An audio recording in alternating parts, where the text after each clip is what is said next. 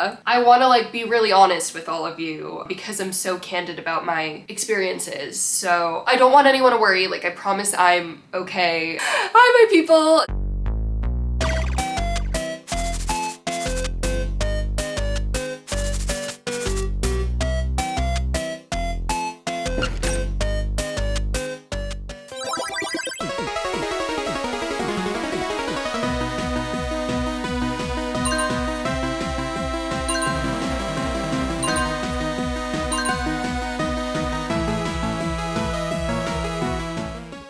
So I'm slowly going back to blue hair, and for now I have these little highlights. They look so good. I feel like a Monster High doll. It's kind of iconic. As I tweeted, she's a 10, but she can't keep a hair color. So she's an 11. My hair has been dyed a lot, so it'll be a process to go back to more blue. So I hope this isn't too disappointing. Like, I'm so scared that people are gonna be like, she didn't do her whole head. This is so disappointing. I'm trying to, but in the meantime, I feel like I look really cute, okay? And I'm more than just the color of my hair. Okay, anyways, my people, it's been so long since I've done a Q&A, and there's so much tea to spill on my cats. I wanted to do a little bit of like a tea Q&A because I feel like we have so much we need to talk about. Also, before I forget, I'm doing a giveaway, and the giveaway will end in 1 month, so enter right now by following me on Instagram and liking all of my posts. Every single one, even though really, no. All of my past posts from the past 2-3 months, and comment whatever emoji you're feeling. And because it's Pride Month, I suggested commenting the gayest emoji you can think of. So yeah, be sure to just follow me on Instagram, and bonus if you follow me on TikTok and Twitter. Everything is just, there you go. In case anyone forgets my name, subscribe if you're new. Like this video if you think I'm daddy, and let's get started. Results of your hair. There's so many colors I want to do, and I kind of baited everyone because I took whatever hair dye I had for this TikTok and it happened to be yellow, and everyone's like, I'm so excited to see yellow, and I was like, oh, I'm sorry, it's not yellow. That, you know, would take my hair a long amount of time. I love pink. Pink was the first color I ever did, but blue has like just been my most transformative me color. I don't know how to describe it. I feel my best when I have blue hair. And I'm just always inclined to color my hair blue. Definitely want to do like purple soon. I kind of just want to play with all these colors. But let's get into the tea. I promise I'll give you tea, okay? I love how I'm like, give me some tea. Ask me the questions, like the things that really hit. And my people are like, Remy from Ratatouille or Shrek? I mean, those are the hard-hitting questions. I'm not gonna lie. Those are the things I think about before I go to bed. Shrek is daddy, but like Remy is truly someone that's inspired me so much. You know, he was just a rat on the streets. He completely redefined the stereotypes for a rat, you know, and what a rat can do and what a rat is capable of. So like that's pretty killer. Or like, are rats superior? Is that even a question? I think we all know the answer. I don't know why they call it Planet of the Apes, because I think the rats are gonna be the ones that take over. Or octopus. Ooh. What is your favorite body part that you like in another girl/woman? Like, what do you love? I am gonna be that person and say personality is important to me. For when I do date men, I always used to be like, I want a guy that's taller than me and like 6'4", because I'm really tall, I'm 5'10". Then like I fall in love with someone's personality and it just doesn't really matter. So like that's my real answer, but like I'm supposed to be spilling tea, so soft lips. Doesn't matter about the size of the lips, you can't control that. Some soft lips that like smell like mint, or like strawberry lip smackers. Remember the lip smackers back in the day? Literally Katy Perry sang about that. That vibe. Just the lips being soft, which every girl I've kissed has had that, so.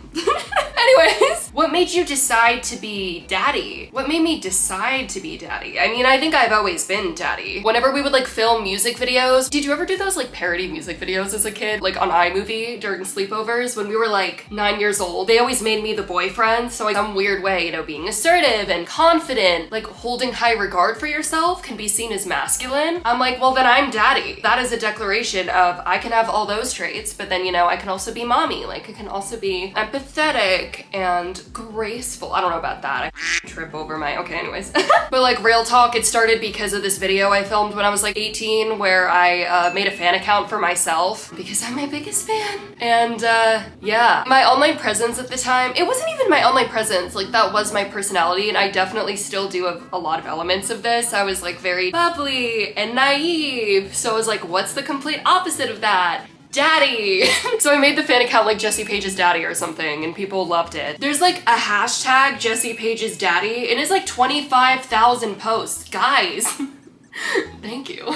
Okay, let's find more tea. Ooh, this is a good question. This is kind of tea. How did you become so comfortable in being so open about everything with the public? Ooh, this is hard. I'm not gonna lie, there's things I regret. I think I sometimes talked about things before I mentally processed them. Sometimes I would post things almost as a cry for help, and like that makes me really sad. I felt like no one in my personal life was there for me enough that I had to reach out online and hope that someone cared enough. Like that makes me really sad. Not to get all sad, but you know, I moved out and lived alone as a minor. Like I've experienced a lot behind the scenes and in front of the camera. I will say everything I've talked about online has been completely true. Even if I've deleted a video about something, you know, it's been true. Sometimes it's so personal and it makes things so much harder to process when it's online. But overall, from sharing my life with all of you, I feel weird not talking about some of these things that are so big in my life, you know? Like, it felt weird, for example, with eating disorder recovery to just like keep making videos and not talk about this huge thing, especially when it was like a really big thing that people were worrying about me online. So it's like, I feel like I can't be genuine if I don't talk about these things. And it really does make me happy seeing the impact on other people. But because these things are so real in my life, it is mentally exhausting, and I do feel immense burnout, you know? It is difficult. It makes me so happy, but I'm like, damn, we've been through a lot together.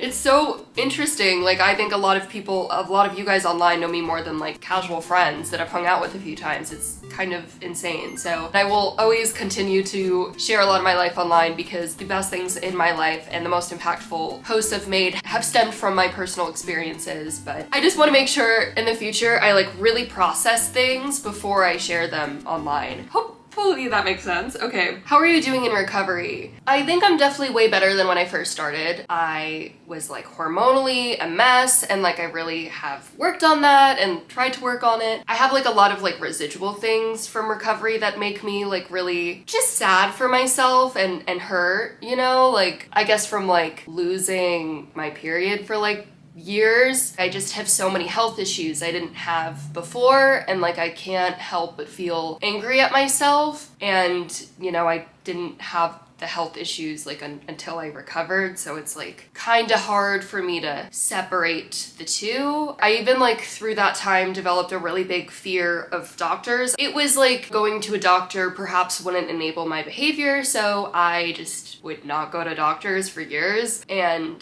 that, you know, is something that still sticks. But like, I'm trying to be better. No one's gonna force me to do it except for me, so that's something I really have to learn to prioritize and not feel like guilt and shame around that. Like, it's so weird to feel guilt and shame around going to the doctor, but like it's really complex. So like it's more of like these residual things I deal with, but I've been really good. Like I haven't felt any shame around eating certain foods or whatever, and I feel like I've gotten a lot of my personality back. I honestly just deal with really bad anxiety. There's just a lot of pressure on me. I've been doing this for 8 years and I feel like I'm not at a point where I can just stop and take a break. Because of that, like I really just overwork myself. I've been good, but like there's always things to work on, and like I also don't want to romanticize recovery and be like, it's incredible, every day is amazing. I still have thoughts about myself that, you know, are really toxic. I still see videos of myself and sometimes want to cry because of the way I look, and like it's not always easy, and it has been a little more difficult recently for some reason. I haven't been acting on anything, obviously. I've just been in my head about a lot of things, and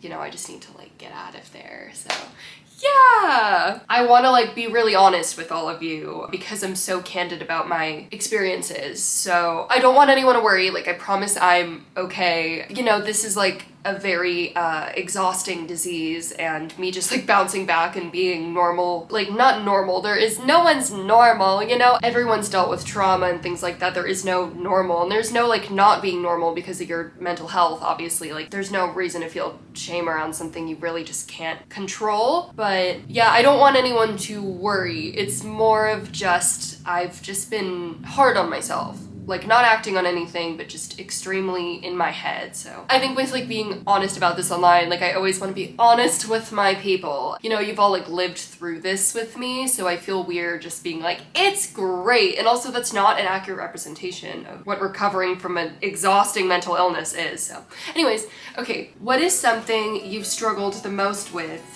your sexuality? Good question. You know, it took me a lot of processing to realize this. I've gone through a lot of like, am I bisexual or am I a lesbian? And you know, I feel like I've really discovered I'm bisexual, and this is internalized biphobia for sure, but I feel like my credibility as a, you know, someone that talks about their queer identity online isn't as valid. And I'm like, if I dated a man, would everyone just think that everything I've talked about is fake? Because it's not fake. Definitely, you know, I date more women than men, but I am still attracted to men. I'm attracted to both, and people that are gender fluid, and you know what I'm saying. I know it's internalized biphobia, but honestly, maybe it would be more of a power move if I ever do get in a relationship with a guy. Like, if I'm super proud about that and I still talk about my queer identity. You know, I've a few friends that are bisexual and pansexual, and they feel like because they're cis women and because they're in a relationship with a man, they feel like they can't be proud, like super proud, when that is not the case. And I think it's like a big help to bisexuals and pansexuals to still be extremely proud of your sexuality regardless. The reason I do kiss more girls in my music videos and stuff is because I do date more women, but it doesn't mean I also don't date men. And actually that was why I wanted a male, even though in my music video with a male love interest, I literally like make him a voodoo doll and possess him. You know, even though the one time I have a man in my music video, I make him a voodoo doll and I possess him, besides the one man that was in Not a Phase for like 5 seconds, I did want to have a male love interest as well, especially for my bisexual followers. If you're feeling like you're, you know, not valid and being really open about being queer, I feel like that's something I struggle with, because I feel like I've come to terms with, okay, unfortunately I am attracted to men. I want to make a joke, unfortunately, but you know what? There's a few good ones out there, I'll say. There's some good ones, especially some that follow me that are very nice. Like some nice bisexual gamer boys that follow me, I see you. I actually like tweeted about this the other day, and people were so nice about it, where it was just a random thought. I just tweet everything that goes on in my brain. Literally, if you follow me on Twitter, my people that follow me on Twitter, you know everything I ever think. I tweeted about how I have always wanted like a bisexual boyfriend to be like the bi girl, bi boy duo. Like, I'm not gonna force it. It's not some weird like fetish I have. I just think it's a cute relationship in general. So I don't know, if it happens, it happens. These are serious questions. I need something funny. I promise I'm funny sometimes. Why, Jessie? How, Jessie? What, Jessie? I'm assuming this is about the new clone that's emerged. If you don't know, every time I change my hair color, it's not me changing my hair color. It's actually a new clone of myself emerging from the abyss. It's been a secret project that's been birthed since I was a child, that I'm gonna have all these different clones of myself with different hair colors, and they all have different secret names, but you know, we all go by Jessie collectively, but you know, we don't always necessarily identify as Jessie. Why, Jessie? It was my time to shine. How, Jessie? The cloning process is unfortunately very secretive. I've signed many documents that are totally real. And what, Jessie? This is clone model 164. So yes, there's many of us. There's about 10,000, all in my basement. All right, let's keep going. Who is your BTS bias? Min Yoongi, for sure. That's not tea, but I needed something cute in between. Opinion on gay people. Here's one. This is definitely a hater of mine based on my like guessing the sexualities of Disney princesses videos. Why do you get off on sexualizing Disney princesses? Weird as F. I definitely don't get off by that. Did I look like I was like really enjoying that a little too much in those videos, because I don't think so. I don't think sexuality inherently has to be about sex. I knew I was bisexual before I had sex. So yes, the word sexual is in it. It's not necessarily inherently sexual. It's almost homophobic to be like, it's just about who you know, like it's who are you attracted to? Especially a queer identity is so much more than that. It's you know, a chosen family, it's a label. If you have a label, like it's a whole community that you can get from that. For example, I make videos about my queer identity and I rarely talk, and there's nothing wrong with it, but I just don't even really talk about sex, and I feel like I can still make an impact when it comes to sexuality. So I think sexuality is more than sex. It's a personal piece of your identity. It's like so belittling to just make it about sex. So in my opinion, you know, being like, oh, I think Rapunzel is bisexual, me saying that isn't like, I think Rapunzel would have sex with this and this. Like, there was no mention of sex because I knew I was bisexual before I even ever had sex. It's like such a straight person, like straight person that's not an ally, we stan our allies, thing to do, to just be like, you're sexualizing them by saying that's their sexuality. Like, come on.